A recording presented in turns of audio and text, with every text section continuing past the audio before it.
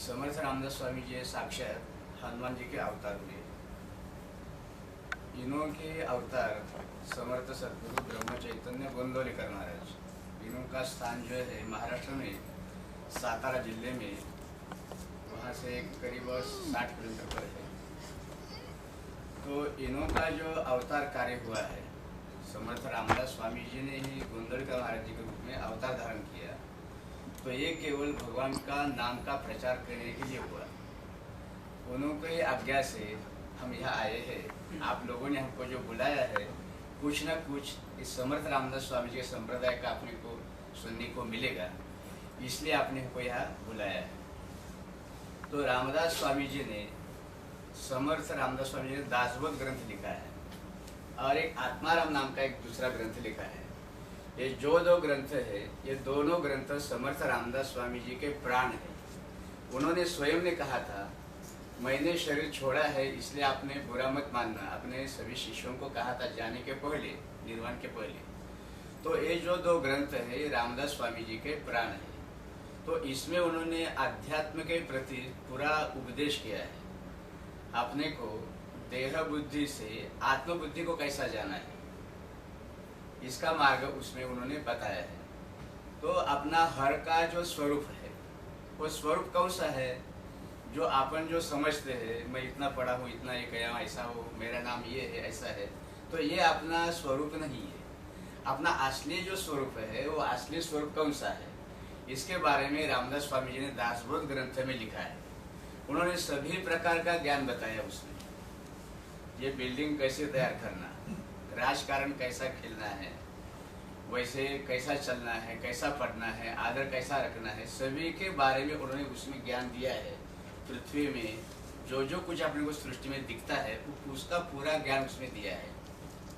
एक जगह पर वो कहते हैं कि ये जो सब जो ज्ञान है, ये ज्ञान नहीं है। असली ज्ञान कौन सा है? आपको पहले मराठी में बोलते हैं, बाद में उसका हिंदी अनुवाद कर देंगे। तो उन्होंने ये कहा है, ऐकत ज्ञानाचे लक्षण, ज्ञान म्हणजे आत्मज्ञान, पहावे आपणासी आपण या नाव ज्ञान। मतलब जो ज्ञान के बारे में उन्होंने कहा है, ऐकत ज्ञानाचे लक्षण, वो समर्थ रामदास स्वामी जी बोल रहे हैं, ज्ञान का लक्षण सुन। ऐकत ज्ञानाचे लक्षण, ज्ञान म्हणजे आत्मज्ञान।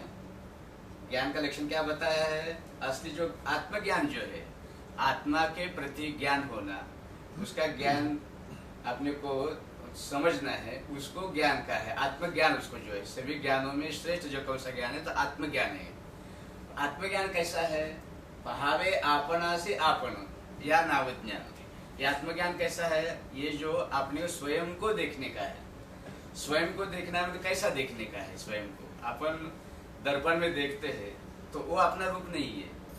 पहावे आपणासी आपण या नाव ज्ञान, अपने को देखने का है। मतलब ये पंचमहाभूत जो है, पृथ्वी, आप, तेज, वायु, आकाश, इससे जो सब सृष्टि निर्माण हुई है, इसी से देह निर्माण हुआ है। तो ये सब तत्व जो है, ये तत्व वो तत्वों में मिलाने का है। वो सब मिलाने के बाद में, सब तत्व में लीन करने के बाद में जो शेष रहता है, वो शेष अपना स्वरूप है। आत्मस्वरूप इसी को बोलते हैं। मतलब मैं देह नहीं हूँ, देह के परे हूँ। जो कुछ अपन बोलते हैं, ये मेरा, ये मेरा, ये मेरा, मगर अपना ये कुछ भी नहीं है। जो बोलने वाला जो मेरा है, वो मेरा भी अपना नहीं है। वो जो स्वरूप जो है, मूल स्वरूप में उसी को मिलने का है, मिलाने का है। इसी को आत्मज्ञान कहते हैं। आत्मज्ञान, ब्रह्म ज्ञान, भगवान का ज्ञान, ये सब एक ही बात है, अलग नहीं है। उसके नाम अलग अलग हुए हैं। जैसे एक आदि व्यक्ति है, व्यक्ति को क्या कोई बोलते हैं अंकल बोलते हैं, कोई फादर बोलते हैं, कोई और कुछ बोलते हैं। तो ये जो है उसको नाम अलग अलग दिए हुए हैं, पर व्यक्ति एक ही रहती है। इस तरह से परब्रह्म एक ही है, उसको नाम अलग अलग हुए हैं। उसको कोई ब्रह्म कहता है, कोई राम कहता है, कोई कृष्ण कहता है, कोई दत्त कहता है, और कोई उसको अपने अपने भगवान के रूप उसको लगा देते हैं। मगर असली में देखा जाए तो एक ही ब्रह्म है, उसी से सब निर्माण हुआ है। कोई संप्रदाय कुछ, ये सब अलग अलग दिखते हैं, पर अलग नहीं है। सभी का मूल एक ही है। जैसे एक आधी गंगा नदी बहती है, तो गंगा नदी के ऊपर तट पर अनेक घाट रहते हैं, अलग अलग घाट रहते हैं, मगर उसका जो जल रहता है, जल एक ही रहता है। इस तरह से ब्रह्म एक ही है, तो उसको प्राप्त करने के लिए ये भगवान के जो नाम अभी तक धारण हुए है, उसके नाम अपना अलग अलग लिए है, तो एक वहाँ प्राप्त उस तत्व को प्राप्त करने के लिए आपने को किसी न किसी को एक को पकड़ना है, कौन से घाट पर अपने को स्नान करना है गंगा जी में।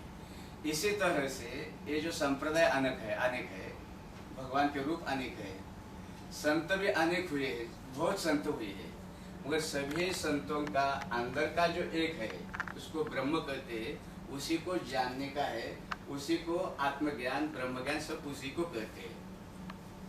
ये ब्रह्म कैसा है, इसको अपने को जानने का है, तो उसके बारे में कुछ माहिती चाहिए। तो ब्रह्म जानने के लिए, ब्रह्म का ज्ञान प्राप्त करने के लिए पहले अपने को गुरु को शरण जाना पड़ता है। जैसे अपने को कुछ डिग्री प्राप्त करने का होता है, अपने स्कूल में जाना पड़ता है, इसी तरह से अपने को ये ब्रह्म का ज्ञान प्राप्त करने के लिए पहले गुरु को शरण जाना पड़ता है। तो उसको शरण जाने के बाद में उसके साथ में अत्यंत लीनता से व्यवहार करने का है। लीनता से करने के बाद में उनको पूछना है कि मेरा स्वरूप कौन सा है, इसका मार्ग कैसा है, कौन से मार्ग से मेरे को जाने का है। तो ये पूछने के बाद में, उसकी सेवा करने के बाद में अपने को वो ब्रह्म ज्ञान के बारे में गुरु महाराज बता देते हैं। तो उनके ऊपर पूरा विश्वास रखना चाहिए। विश्वास ही फलदायकम ऐसे बोलते हैं संस्कृत में। तो विश्वास जो है ये इस मार्ग में बहुत बड़ा अच्छा है, विश्वास को पकड़ के रखना चाहिए। तो ये विश्वास जो है, विश्वास रखने से क्या होता है, जैसे देखो किसी संत ने कहा ये वह भगवान की मूर्ति है, राम भगवान की मूर्ति है, तो यही परम ब्रह्म है, तो इसी का आप ध्यान पूजन भजन सब करते रहिए, आपको भगवान का साक्षात्कार हो जाएगा, भगवान का दर्शन हो जाएगा। तो आपने उसके ऊपर विश्वास रखना चाहिए। विश्वास महत्व का है, तो उनके ऊपर विश्वास रखना चाहिए कि गुरुजी ने जो कहा है ये सत्य है। इसलिए सबसे पहले क्या है, अपने गुरु महाराज के प्रति अपने को अनन्य श्रद्धा होना चाहिए। श्रद्धा के बिना कुछ भी फायदा नहीं है, कुछ भी फल मिलता नहीं है। इसलिए इस मार्ग में श्रद्धा को बहुत बड़ा महत्व है। भावेषु विद्यते देवो तस्मात् भावो ही कारण।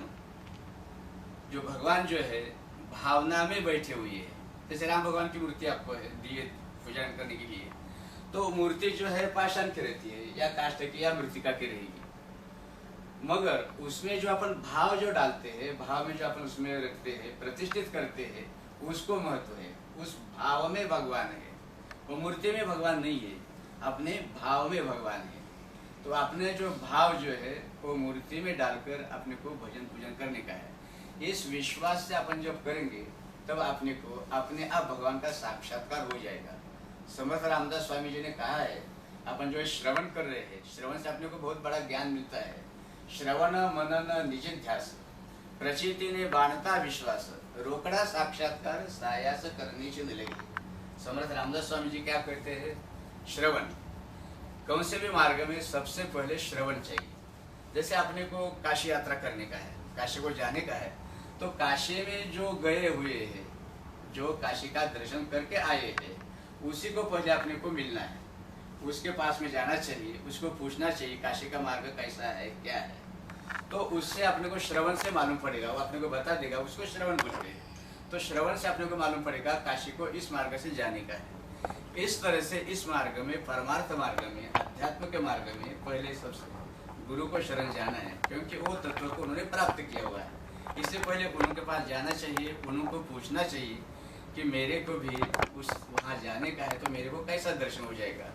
इसको ब्रह्म जिज्ञासा कहते हैं। तो ये ब्रह्म जिज्ञासा होना पहले बहुत महत्व की बात है। मेरे को भगवान का दर्शन चाहिए, वो बात एक ही है। भगवान का दर्शन चाहिए, ब्रह्म का दर्शन चाहिए, ये सब बात एक ही है। स्वरूप का दर्शन चाहिए, सभी बात एक ही है। तो उनको जाकर पूछना चाहिए कि ब्रह्म कैसा होता है। एक बार क्या हुआ, समर्थ रामदास स्वामी जी का नाम तो सभी को मालूम था। एक शंकराचार्य आए थे एक बार, कहाँ से, कर्नाटक से, महाराष्ट्र में सातारा जिले में आए थे। वहाँ से सज्जनगढ़ पास में पड़ता है। तो रामदास स्वामी जी को दर्शन करना है, उनको मिलना है, ऐसे वहाँ शंकराचार्य जी को लगा। बोले बहुत बड़े संत है, ऐसा मैंने सुना है, तो कैसे हो गए, क्या है, असली से इनको ब्रह्म का ज्ञान हुआ है क्या? सब लोग बोलते हैं ब्रह्म ज्ञानी है, ब्रह्म ज्ञानी है, इनको साक्षात्कार हुआ है, साक्षात श्री राम प्रभु उनके साथ बातचीत करते हैं, तो ये सही है क्या? इसके बारे में उनको जिज्ञासा हुई। तो उन्होंने एक परीक्षा लेने के लिए अपने शिष्य को बुलाया पास में, और उसको एक चांदी की कटोरी पास में दी, और उनको कहा ये चांदी की कटोरी लेके सज्जनगढ़ पर जाने का, जहाँ रामदास स्वामी जी निवास करते हैं। तो उनको एक कटोरी देना और उनको बोलना इस कटोरी में ब्रह्म भर के दे दो, एक कटोरी खाली है तो इसमें ब्रह्म भर के दे दो, ऐसा करके उनको कटोरी दे दी। तो वो शिष्य कटोरी लेके सज्जनगढ़ पर गया। उसको भी बहुत आनंद हुआ कि मेरे को आज ब्रह्म का ज्ञान होगा, रामदास स्वामी जी मेरे को ब्रह्म को साक्षात्कार दर्शन करवाएंगे इस कटोरी में, ऐसा उसको भी लगा। तो वो कटोरी लेकर वो गढ़ पर गए, समर्थ रामदास स्वामी जी को साष्टांग प्रणिपात किया और कहा कि हमारे स्वामी जी ने कहा है कि इसमें ब्रह्म भर के ले आना। तो उसके कटोरी और उसको देख के और स्वामी जी का वो बात सुनकर उनको बहुत हंसी आ गई। वो मन में समझ गए कि इस सन्यासी महात्मा को, इस शंकराचार्य जी को क्या देखने का है, उनको समझ में आ गया, अंतर्ज्ञानी थे भी वो, उनका ब्रह्म ज्ञान देखने के लिए उन्होंने परीक्षा लेने के लिए ऐसा किया था ये। तो उन्होंने कटोरी देखी, कटोरी में कुछ भी नहीं था, खाली कटोरी थी, और वो शिष्य ने कहा कि मेरे स्वामी जी ने कहा है इसमें ब्रह्म को भर के दे दो। तो स्वामी जी बोले ठीक है, बोले आज अभी आ गए हैं, अभी भोजन प्रसाद करो या आराम करो, और कल सुबह प्रस्थान करते समय मैं आपको इसमें ब्रह्म भर के देता हूँ। इतना रामदास स्वामी जी ने उसको कहा। तो ये बात सुनकर उसको बहुत आनंद हुआ कि मेरे को कल सुबह ब्रह्म का दर्शन होने वाले है। दूसरा दिन आ गया, उनसे नहा धो के आ गए उनके पास में, साष्टांग प्रणिपात किया और कहा कि स्वामी जी आप कल बोले थे कि मैं ब्रह्म देता हूँ, तो अब एक कटोरी ले लो, दे दो ब्रह्म भर के। तो उन्होंने कटोरी हाथ में ली और वो क्या बोले, अरे बोले कटोरी तो भरी हुई है, एक कटोरी पहले ऐसा करो, एक कटोरी लेके जाओ आपके स्वामी जी के पास में और उनको बोलो एक कटोरी खाली करके दे दो, बाद में मैं ब्रह्म भर के देता हूँ। ऐसा उनको कहा। तो फिर वो कटोरी लेके वो शिष्य अपने स्वामी जी के पास में गया।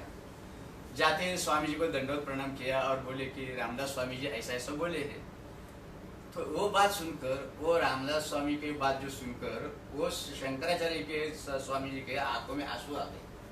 अरे बोले ये सच्चा सन्यासी महात्मा है, ये बहुत बड़े ब्रह्मज्ञानी है, क्योंकि बोले ब्रह्म तो सब दूर है, तो उसमें कटोरी उनको तो मालूम था, ये उनको परीक्षा लेने के लिए उन्होंने भेजा था कि वो क्या जवाब देते हैं। तो वो जवाब सुनकर वो बराबर समझ गए।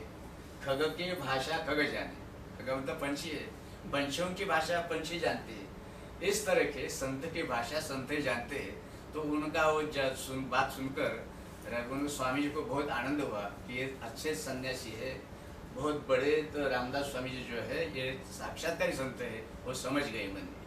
तो आपने को इस कथा से क्या मतलब अर्थ निकालने का है, यही लेना है, ब्रह्म जो है वो सब दूर भरा हुआ है, कहीं वो नीचे जगह है ही नहीं, वो सब दूर है। सब दूर जो भरा हुआ है वो ये अपना स्वस्वरूप है, उसको जानने के लिए ये अध्यात्म का मार्ग है। कभी आप जो कुछ लोग यहाँ अनुग्रह लेने वाले हमने सुना, तो अनुग्रह क्यों लेते हैं, इसका क्या मतलब है? ठीक है, आपने को अनुग्रह लेना है, गुरु को शरण जाना है, पर इसके पीछे क्या रहस्य है ये भी समझना बहुत जरूरी है। अनुग्रह मतलब विशेष कृपा, गुरु महाराज की अपने के ऊपर कृपा कर लेने का है, वहाँ उनको शरण जाना है, उनको प्रार्थना करना है हमारे ऊपर कृपा करो। तो ये कृपा कौन सी है? तो ये जो कृपा है, अपना जो मूल स्वरूप जो है, अपन माया में फंसे हुए हैं, माया में फंसने से अपना स्वरूप अपन भूल गए, तो इसके प्राप्ति करने के लिए हमारे के ऊपर कृपा करो, कुछ मार्गदर्शन करो, इसलिए इसको अनुग्रह बोलते हैं। वो अपने कान में मंत्र लेते हैं, मंत्र द्वारा, मंत्र के माध्यम से अपने हृदय में वो प्रवेश करते हैं। एक प्रकार का ये शक्तिपात ही समझ लो, ये इस विद्या का शक्तिपात ही समझ लो, ब्रह्म विद्या का। तो वो भगवान का नाम अपने को कान में देते हैं, उस नाम को अपने को हमेशा लेने का है। केवल अभी मंत्र दिया है तो एकदम ब्रह्म ज्ञान हुआ, ऐसा नहीं है, उसको तपस्या करना पड़ती है। समर्थ रामदास स्वामी जी बोलते हैं, आधे कष्ट मग फल, कष्ट से नाही ते निर्फल। मतलब पहले क्या बोलते हैं, पहले कष्ट करो, कष्ट के बिना फल मिलता नहीं है, और कष्ट के बिना जो फल मिलता है वो फल नहीं है। इसलिए कौन से भी मार्ग में कुछ भी करने का हो तो कुछ ना कुछ अपने को प्रयास करना पड़ता है, अभ्यास करना पड़ता है।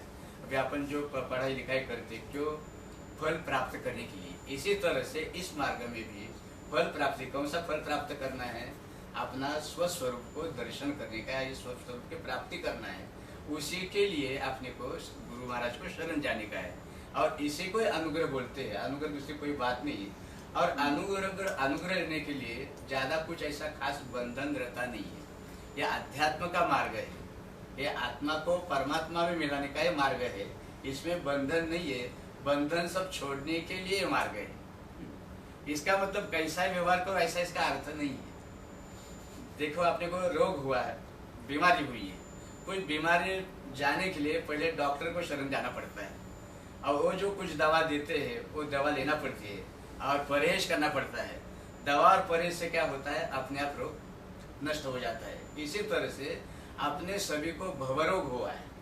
भवरोग मतलब क्या इसको बोलता है, अपना जो ब्रह्म स्वरूप है, अपन इस संसार में आने के बाद में, इस माया में आने के बाद में अपने स्वस्वरूप को भूल गए हैं, इसलिए अपन दुख में पड़े हैं। तो ये दुख का रोग सभी को हुआ है। ये दुख नष्ट होकर अपने को आनंद की प्राप्ति करना है। इसलिए अपने को गुरु महाराज को शरण जाना है और भगवान का जाप करना है। भगवान का जाप करने से अपने को ब्रह्म ज्ञान होगा, आत्मज्ञान होगा। इस कल युग में सभी संतों ने कहा है। अपन देखो, तुलसीदास जी देखो, गुरु नानक जी देखो, संत मीराबाई देखो, अनेक बड़े बड़े संत हो चुके हैं। सभी संतों ने एक ही कहा है, भगवान को नाम को शरण जाओ, नाम का स्मरण करते रहो, तो उसी से अपने को ब्रह्म का ज्ञान होगा, मुक्ति मिलेगी, आनंद की प्राप्ति होगी। इतना बोलकर अपन यही ठहरते हैं। जानकी जीवन स्मरण, जय जय राम। श्री अनंत कोटि ब्रह्मांड नायक राजाधिराज सच्चिदानंद ब्रह्म चैतन्य समर्थ सद्गुरु श्री श्री राम महाराज की जय। जय जय रघुवीर समर्थ, जय जय सद्गुरु समर्थ।